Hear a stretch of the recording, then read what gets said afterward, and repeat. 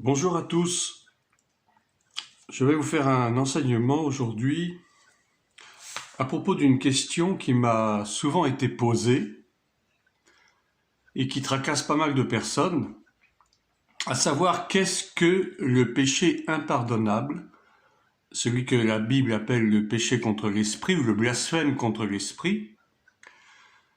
Est-ce que je risque de commettre ce péché?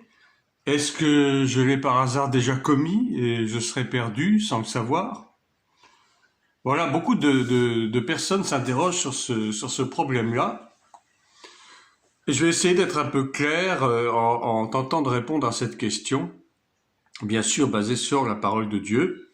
Et pour commencer, je vais prendre le chapitre 12 de Matthieu, justement là où il s'agit d'un dialogue entre Jésus et les pharisiens, donc les religieux de son époque,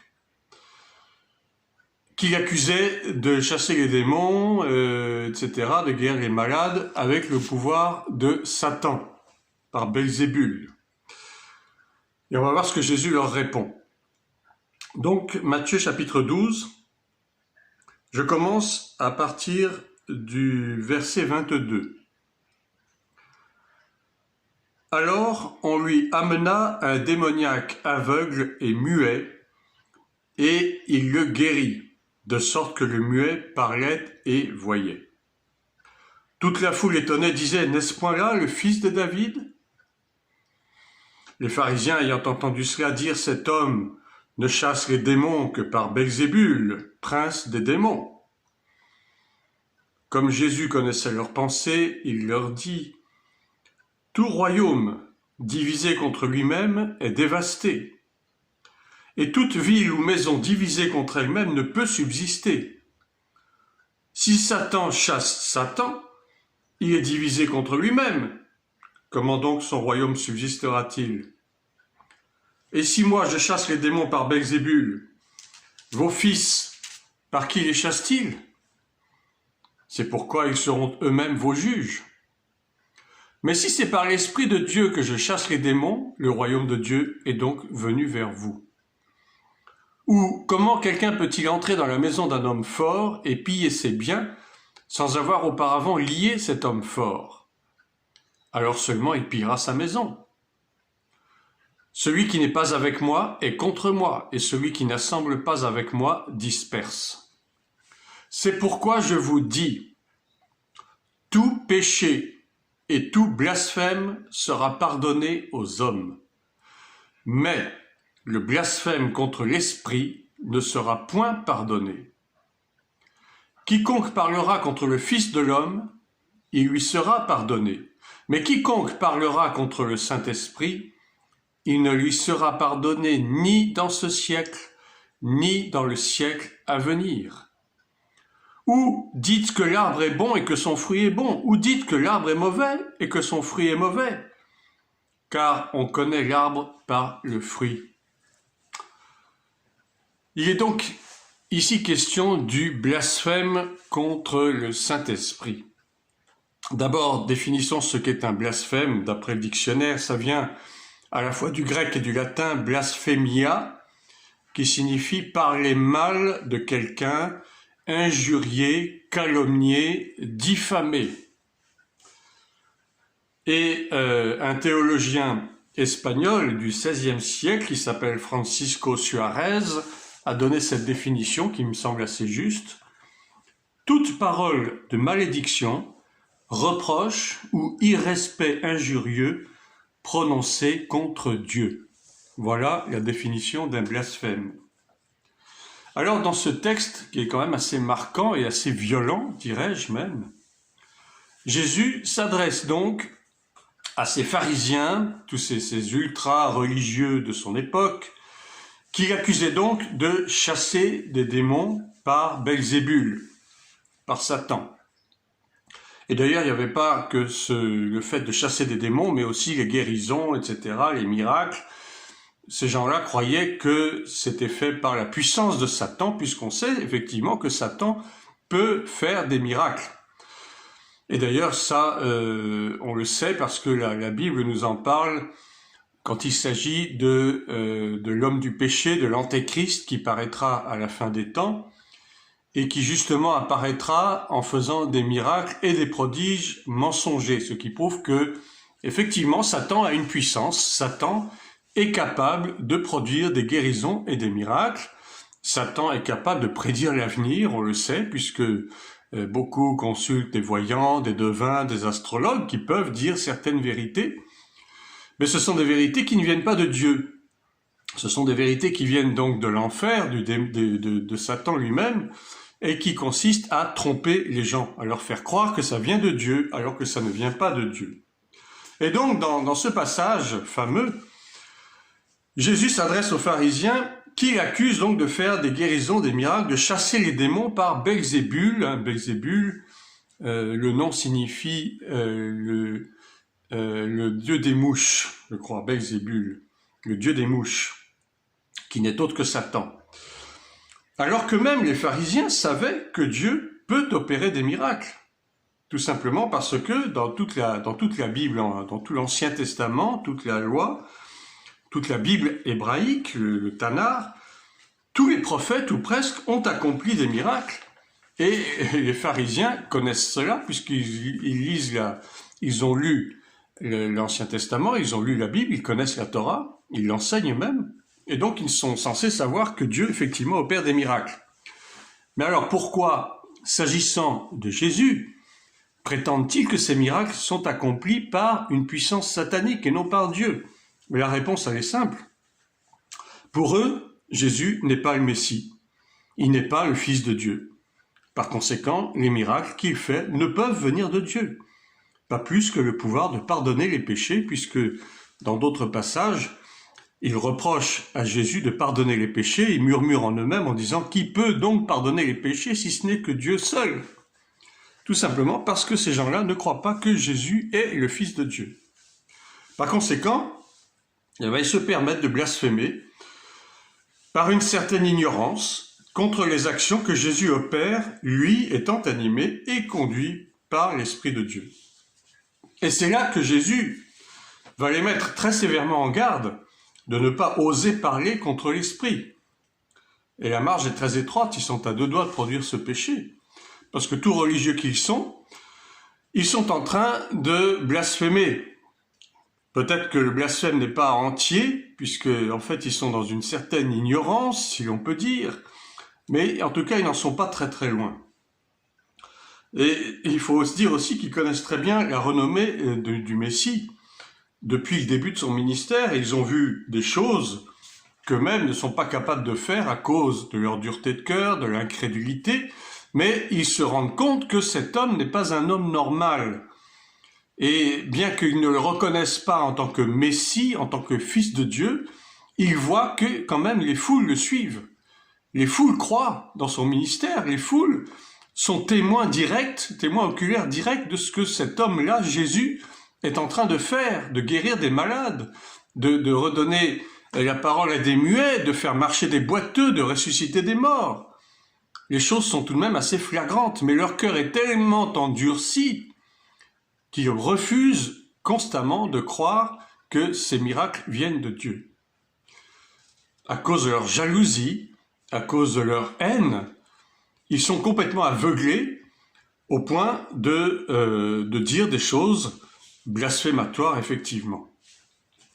Et Jésus est très clair vis-à-vis d'eux, il leur dit « Tous les péchés sont pardonnables, sauf celui-ci. Il n'y a aucun pardon pour quiconque parlera contre l'Esprit, ni dans ce siècle, ni dans le siècle à venir, c'est-à-dire donc jamais, que ce soit au temps de Jésus ou plus tard, ou même encore à notre époque. Si nous blasphémons contre le Saint-Esprit, nous sommes coupables d'un péché éternel. » Alors maintenant, je vais essayer d'apporter des éclaircissements. Pourquoi est-ce que le fait de pécher contre le Saint-Esprit est à ce point impardonnable, et cela de façon éternelle? Je vais d'abord lire le livre de 1 Jean au chapitre 5, qui parle d'un péché qui mène à la mort, justement.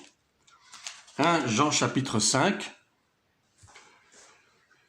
1 Jean chapitre 5, à partir du verset 16. Si quelqu'un voit son frère, donc il s'agit de quelqu'un qui croit, qui est un croyant. Si quelqu'un voit son frère commettre un péché qui ne mène point à la mort, qu'il prie, et Dieu donnera la vie à ce frère. Il la donnera à ceux qui commettent un péché qui ne mène point à la mort. Il y a un péché qui mène à la mort, ce n'est pas pour ce péché-là que je dis de prier. Toute iniquité est un péché, et il y a tel péché qui ne mène pas à la mort. Nous savons que quiconque est né de Dieu ne pêche point, mais celui qui est né de Dieu se garde lui-même et le malin ne le touche pas.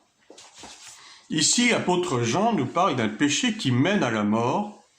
Eh bien, il s'agit effectivement de ce même péché contre le Saint-Esprit, le blasphème contre le Saint-Esprit, puisque, effectivement, d'après ce que nous dit la parole du Seigneur, c'est le seul péché qui soit réellement impardonnable.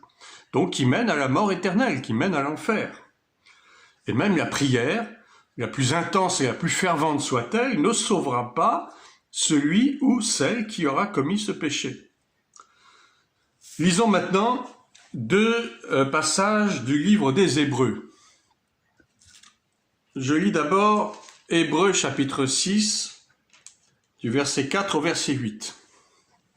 Hébreux 6, versets 4 à 8.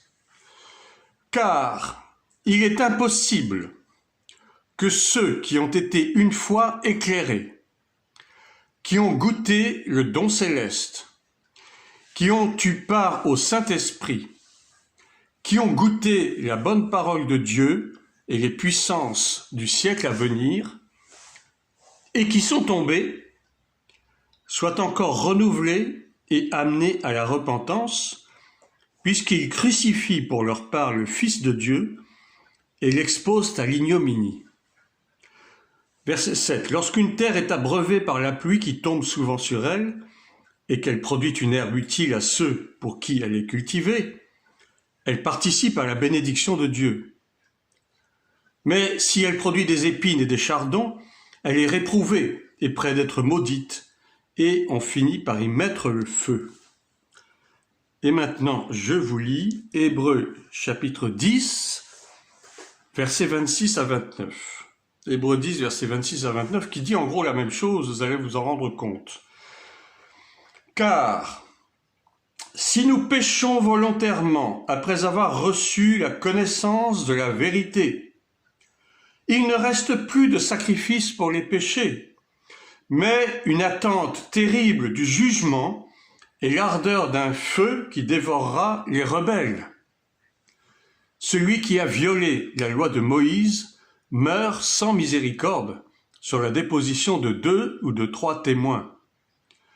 De quel pire châtiment pensez-vous que sera jugé digne celui qui aura foulé aux pieds le Fils de Dieu, qui aura tenu pour profane le sang de l'alliance par lequel il a été sanctifié, et qui aura outragé l'esprit de la grâce. J'insiste sur cette dernière phrase, et qui aura outragé l'esprit de la grâce.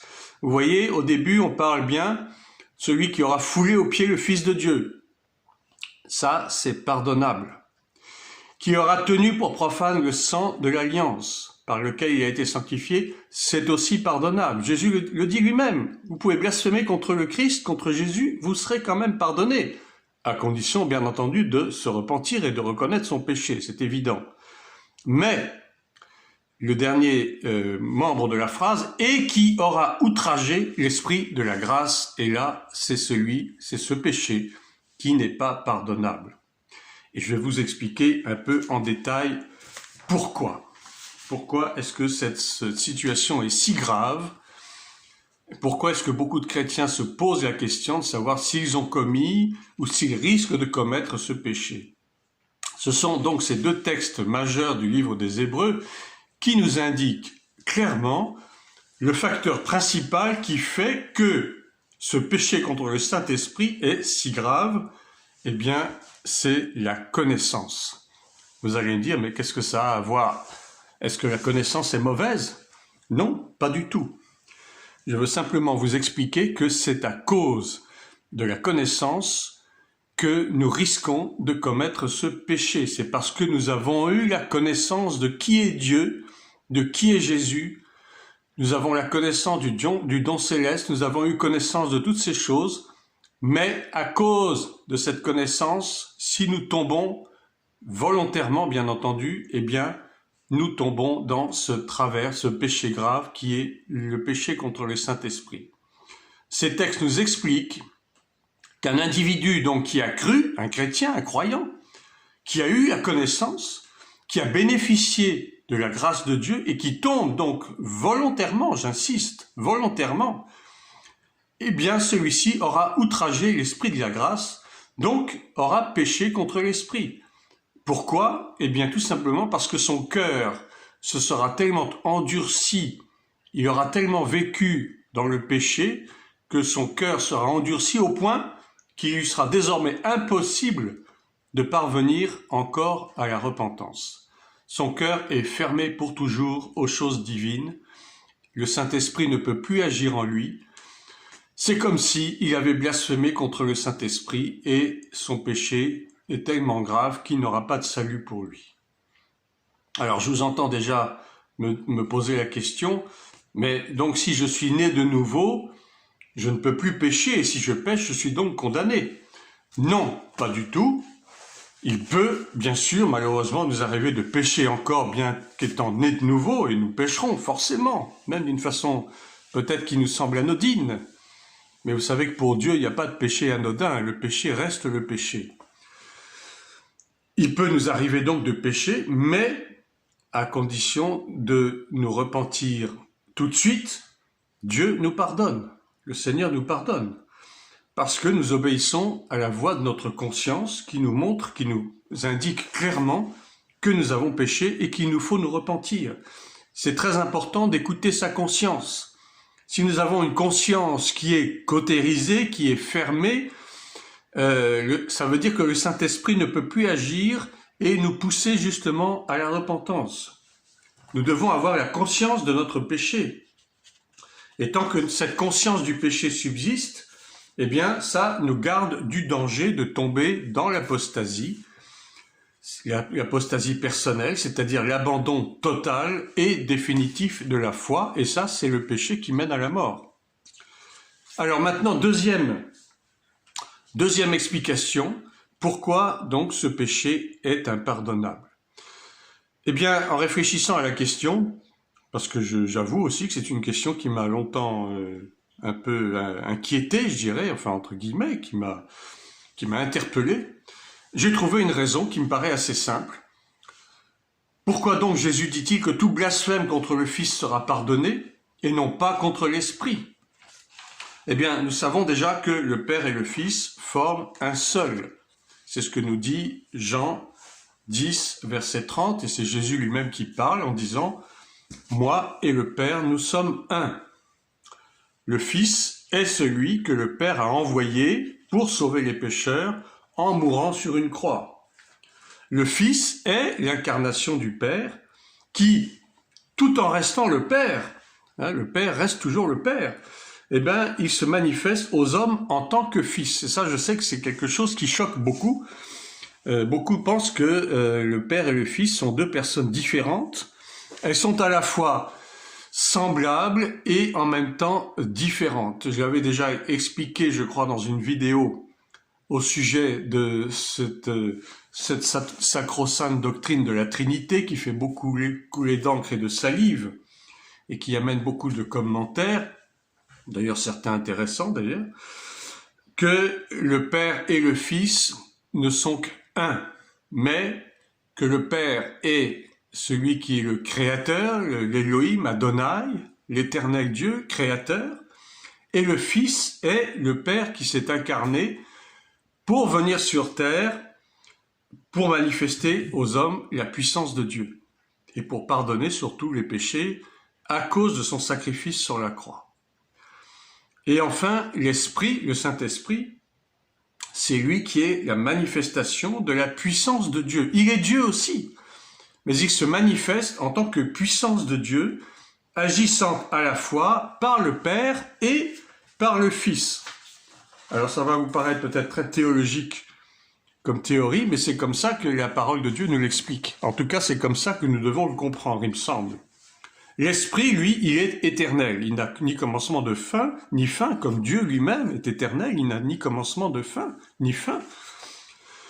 L'Esprit est éternel. C'est lui qui régnait à la surface de l'abîme lors de la création, et nous le voyons dans le premier chapitre de Genèse. L'Esprit ne meurt jamais, puisqu'il est la manifestation de la vie divine. Or, la vie divine ne meurt jamais, bien sûr. La fonction de l'Esprit, du Saint-Esprit, selon Jean 16, verset 8, eh bien, c'est de convaincre le monde en ce qui concerne le péché, la justice et le jugement. Ce sont les trois attributs de l'Esprit. Convaincre le monde en ce qui concerne le péché. C'est par le Saint-Esprit que nous sommes convaincus de péché. C'est par le Saint-Esprit que nous sommes convaincus que Dieu nous juge. Dieu juge le monde parce que Dieu est justice. Dieu est bonté, certes, mais Dieu est justice. Et c'est par le Saint-Esprit que nous savons que le monde passera en jugement. L'Esprit n'a pas pour fonction de pardonner le péché. Et j'insiste là-dessus, et c'est justement ce qui fait la différence entre le blasphème contre le Fils, qui est pardonnable, et le blasphème contre l'Esprit, qui lui ne l'est pas. L'Esprit n'a pas pour fonction de pardonner les péchés. Seul le Fils peut le faire. Pourquoi? Eh bien, à cause de son sacrifice sur la croix. Par conséquent, si l'on parle mal contre le Fils, celui-ci peut nous pardonner, à cause de la croix, bien sûr, si nous nous repentons. Mais si on parle contre l'Esprit, eh bien, celui-ci ne peut jamais nous pardonner parce que c'est contre sa nature. L'Esprit ne pardonne pas. L'Esprit, il est là pour nous convaincre de péché. Il est là pour nous conduire dans la vie divine. Il est là pour nous accompagner dans notre vie chrétienne. Mais il n'est pas là pour nous pardonner le péché. Celui qui pardonne le péché, c'est le Fils. Ce n'est pas l'Esprit qui est mort à la croix, c'est le Fils qui est mort à la croix. J'espère que je suis assez clair en disant cela. Et bien voilà pourquoi ce péché est tellement grave. Parce qu'une fois qu'il est commis, on ne peut plus revenir en arrière. C'est fini. Autant avec le Fils, on peut revenir en arrière parce que nous avons, si notre conscience nous interpelle par le Saint-Esprit, nous avons la conviction du péché et nous comprenons qu'il nous faut demander pardon au Seigneur afin d'être pardonnés. Mais si nous blasphémons contre l'Esprit, il n'y a plus de pardon possible puisque la fonction de l'Esprit n'est pas de pardonner. Il y a donc un vide total.